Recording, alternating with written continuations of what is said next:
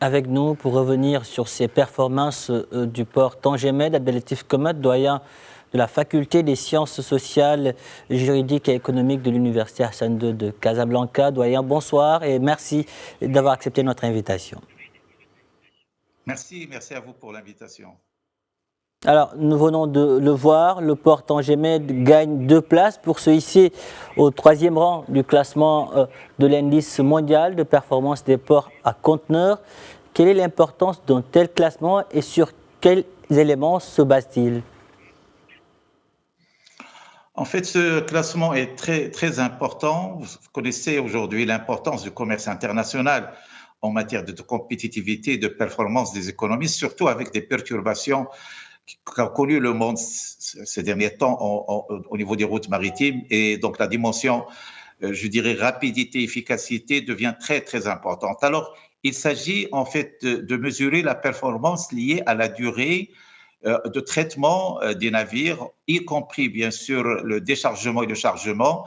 Et cela est très important parce que la durée de séjour d'un navire au niveau du port a un coût. Il a bien sûr, je dirais, un impact sur la performance économique, la performance commerciale. Et autant la durée est courte, autant bien sûr tout cela dénote de l'efficacité, de la modernité et des moyens logistiques et techniques et digitaux qui sont mis à la disposition de ces navires, mais également, bien sûr, il a un impact sur le coût du commerce international. Et c'est pour cela, tout cela est suivi d'une manière, je dirais, très fine par des instances internationales. Il faut rappeler que la Banque mondiale et SP Intelligence Market est derrière justement ce résultat, cet outil qui a été mis en place depuis 4 années. Il est à sa 4e édition et à chaque fois, le port Tangemed grimpe au niveau de son rang. Aujourd'hui, il est 3e. Il est largement premier en Afrique et au niveau de la Méditerranée et il concurrence des grands ports, notamment de l'Asie, de la Chine. Et bien évidemment, tout cela dénote tout d'abord, bien sûr, de la position stratégique qu'a ce port, mais également, je dirais, de l'efficacité de sa gestion et des moyens qui sont mis à la disposition pour qu'il ait ce résultat très notable et qui fait honneur à notre économie et à nos infrastructures. Maintenant, que pouvons-nous retenir de la performance ou des performances du port Tangemed hors des plateformes dédiées aux conteneurs? Alors tout d'abord, au niveau des conteneurs, il faut rappeler que, en fait, c'est une évolution très notable qui a fait que pratiquement aujourd'hui, le port traite plus de 8 millions de conteneurs et le port est en train de dépasser de 4 années les objectifs qui étaient tracés. Et donc, c'est une performance très importante. Parce que effectivement les conteneurs restent, je dirais, l'outil, le moyen le plus utilisé en matière de commerce international. Bien évidemment, un port sert à autre chose au-delà du conteneur. Bien évidemment, il y a tout ce qui est transport, notamment des camions. Vous savez qu'il y a ce qu'on appelle le TIR, le transport international routier. Là également, en fait, Tangemed en 2023 a dépassé de plus de 4% ce qu'il a réalisé en 2022 et pratiquement plus de 477 000 camions ont transité par ce port.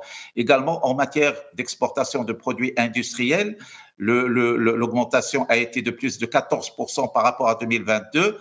Et bien évidemment, je dirais, les autres produits, tout ce qui est véhicules. Vous savez que Tanger, la ville de Tanger, mais également les autres villes du Maroc, aujourd'hui, nous avons une capacité de production de plus de 700 000 véhicules dont la majorité sont exportés et ils sont exportés essentiellement à partir de Tangemed. Et là, bien évidemment, en fait, cette performance évolue avec l'évolution de la production marocaine de véhicules. Vous savez que nous sommes à 700 000 et l'objectif d'aller à 1 million de véhicules et toujours ce port performant est appelé à accompagner cette dynamique. Et bien évidemment, il y a également le transport des voyageurs. De plus en plus, les voyageurs utilisent le port Tangemed pour transiter, notamment vers l'Espagne et d'autres destinations. Pour dire que, bien sûr, les conteneurs restent la référence, mais le port avance sur les autres ponts qui font partie des activités classiques des ports d'une manière générale.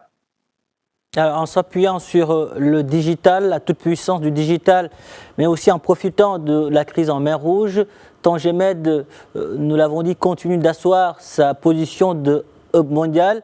C'est aussi, n'est-ce pas, une bonne nouvelle pour l'économie marocaine?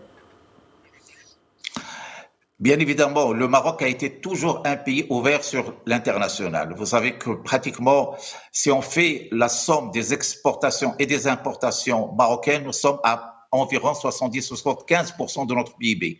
Donc nous sommes une économie très ouverte. Nous sommes l'économie, je dirais, le pays le plus lié à plus de 55 pays par des accords de libre-échange.